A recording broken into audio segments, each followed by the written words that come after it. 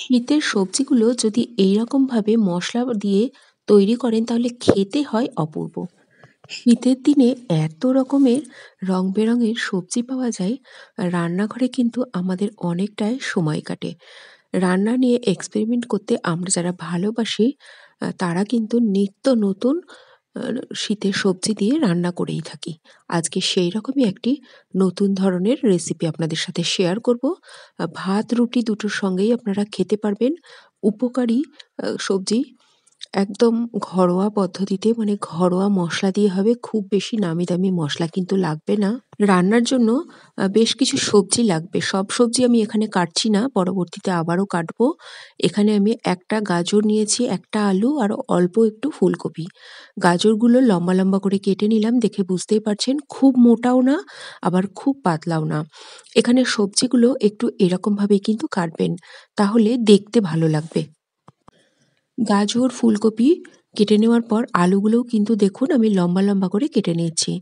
যেভাবে আমরা আলু ভাজা কাটি তার থেকে কিন্তু মোটা। এবার ভালো করে ২ বার ৩ বার জলটা পাল্টে, পাল্টে ধুয়ে নেব। কাটা হয়ে গেল আলু, ফুলকপি আর গাজর। এবার এর সাথেই নেব আমি পেঁয়াজ কলি। খুব বেশি পেঁয়াজ কলি আমি নিইনি, দেখে বুঝতেই পারছেন যে কতটুকু নিয়েছি। পেঁয়াজ কলিগুলোকেও একটু লম্বা করে কেটে নেব। পেঁয়াজ কলি, গাজর, আলু, ফুলকপি দিয়ে আর কি মসলা দিয়ে আজকে রান্নাটা করছি, আপনারা অবশ্যই পুরো ভিডিওটা দেখবেন। যারা এরকম সবজি খেতে ভালোবাসেন তাদের জন্য কিন্তু আজকের রেসিপিটা ভীষণ কাজে লাগবে। ভাত, রুটি দুটোর সঙ্গেই আপনারা খেতে পারবেন।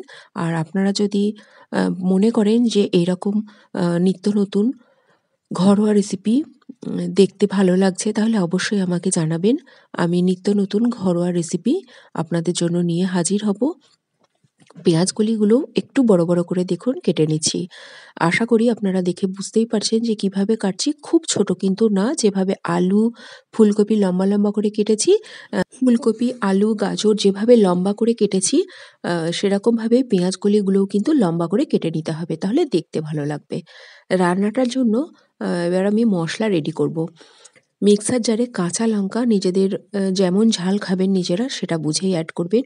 পোস্ত বড় চামচের ১ চামচ পরিমাণে, আর সাদা সর্ষেও বড় চামচের ১ চামচ পরিমাণে। কয়েক টুকরো নারকেল, সাথে ১ মুঠো পরিমাণে ধনেপাতা মিক্সার জারে অ্যাড করতে হবে। এই বাটা মসলা দিয়ে অবশ্যই এরকম শীতের সবজি রান্না করবেন।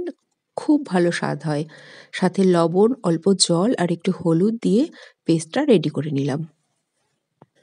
রান্নাটা অবশ্যই সর্ষের তেলে করবেন। প্রায় ৪ থেকে ৫ চামচ পরিমাণে কিন্তু সর্ষের তেল লাগবে। তেলটা একটু বেশিই লাগবে। তেলটা ভালোমতো গরম করে নিয়ে কালো জিরে ফোড়ন দিয়ে ১ম এ গাজর আর আলু, যেহেতু এটা একটু বড়, বড় করে কেটেছি, সেদ্ধ হতে সময়টা একটু বেশি লাগবে।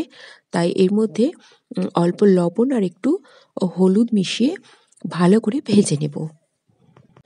গাজর আর আলু একটু নরম হয়ে যাবে লবণ দেওয়ার কারণে। আর ঢাকা দিয়ে ভাজবেন মোটামুটি মিনিট ২-৩ লো ফ্লেমে ভাজলেই অনেকটাই গাজর আলু নরম হয়ে যাবে।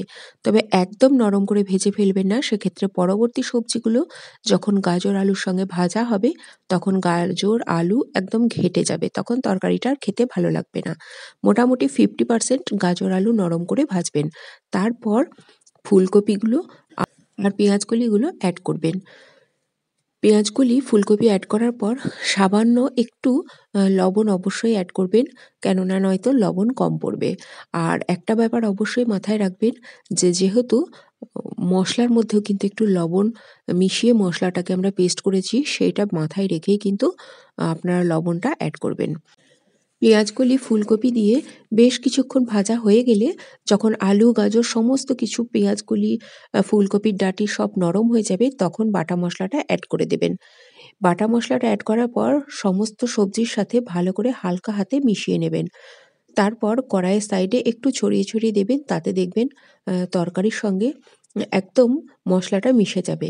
একটু ভাজা, ভাজা করে নেবেন মসলাটা। আর কিন্তু কোনো রকম জল দেবেন না। এই রান্নাতে একটুও জল লাগে না। আমি শেষে একটু কাঁচা লঙ্কা চিড়ে দিলাম। তাতে স্বাদ বাড়বে আর একটু ঝালও হবে।